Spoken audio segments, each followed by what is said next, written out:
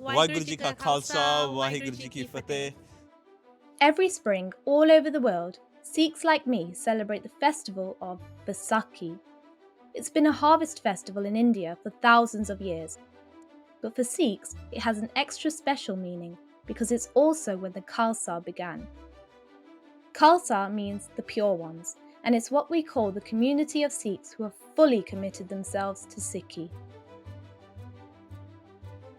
This is our temple, where we worship and get together as a community.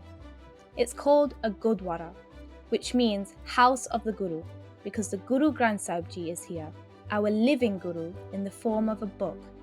On the days leading up to Vaisakhi, an Akand Path will be held. This is when the Guru Gobind Singh Ji is read out loud from beginning to end. It takes 48 hours to read all 1,430 pages, so different readers take turns. On the day itself, everyone goes to the Gurdwara in the morning for prayers and to hear the Guru Gobind Singh Ji being read.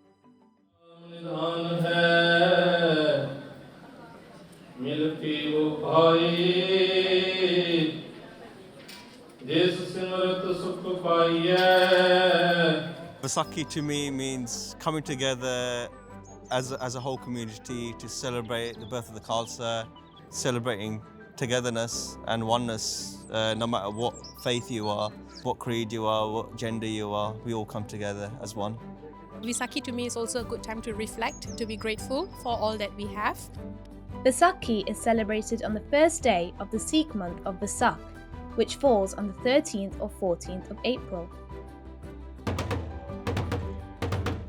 Vaisakhi is signing up to the code and conduct of the Sikhs, and the storytelling that goes on in these days reminds you of the sets of values that created the Sikh faith. At Vaisakhi, we remember an important event in our history.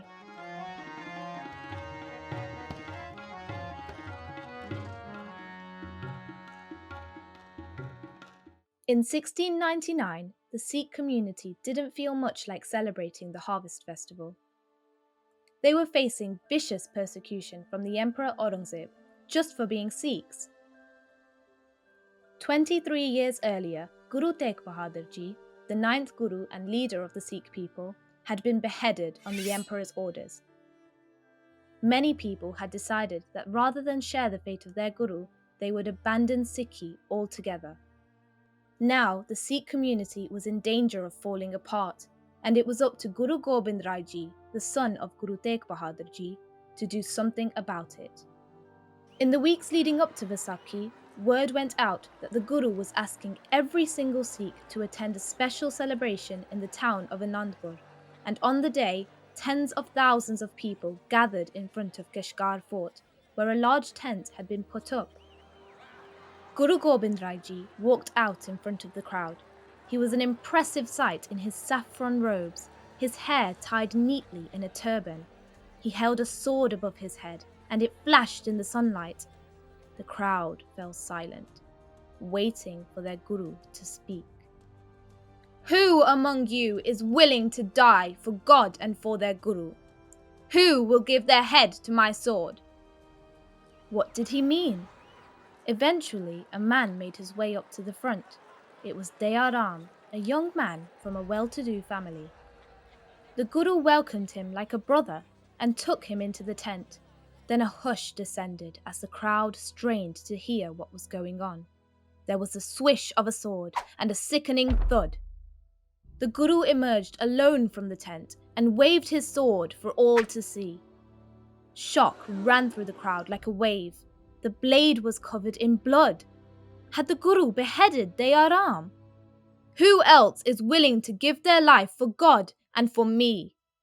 This time, everyone remained absolutely still, frightened to move.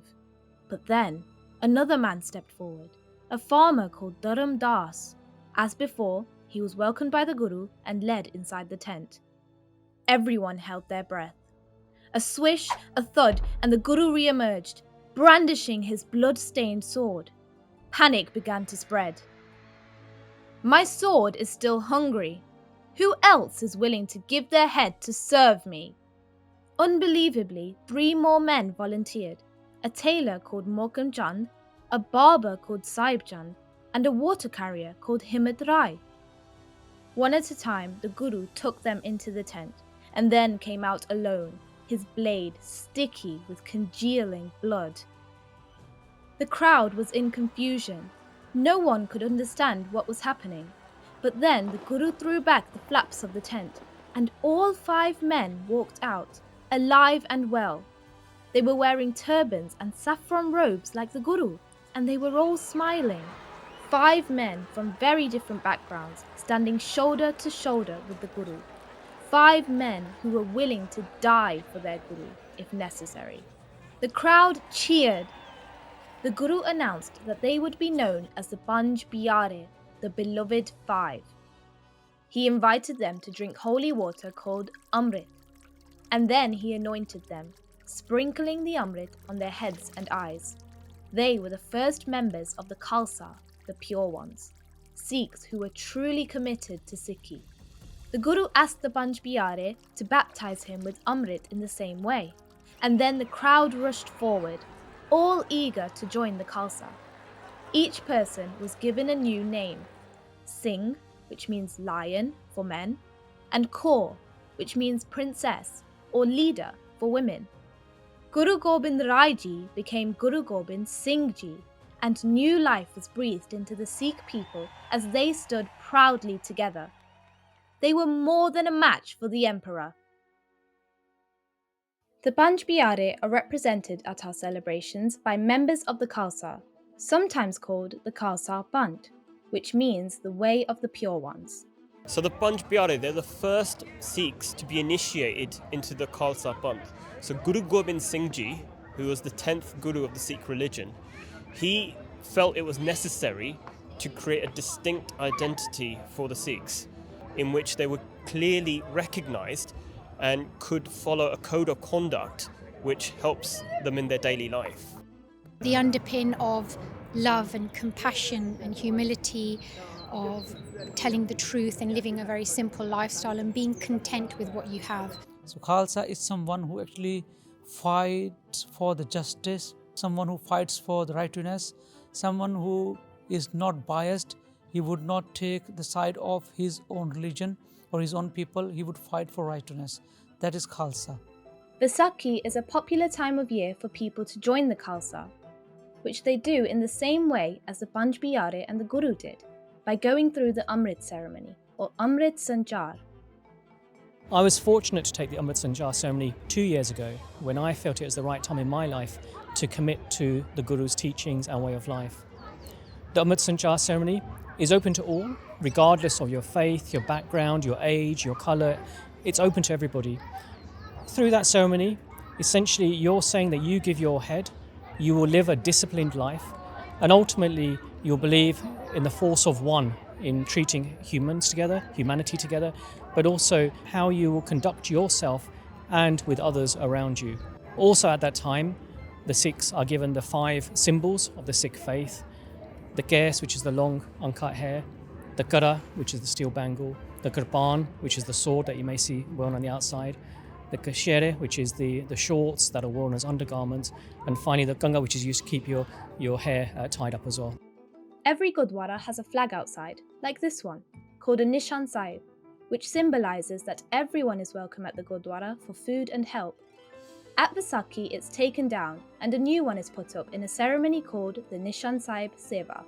Today is also particularly special because, as you can see behind me, we are going to be doing the Nishan Sahib Seva. So the Nishan Sahib is our flag. The Nishan Sahib can be seen in every Gurdwara, wherever you go in the world. There will always be a Nishan Sahib up, and this time of year it's taken down and we clean it, we redress it if you like, so that because the colours fade with the weathering over the year.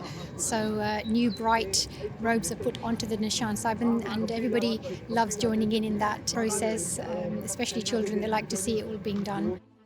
All Gurdwaras have a langar, a dining hall that serves free vegetarian food, so everyone eats together. And then celebrations often continue long into the night. It's springtime in India. It's about actually, the start of a new beginning. It's a time for people to come together. The Sikh faith congregation around the world comes together to reflect on the values of the Sikh faith, but then also I think it's an opportunity for us all to come together and think about how we want to lead our lives as well, and what was set out by the Gurus initially, then how we want to take that forward in our daily lives as well.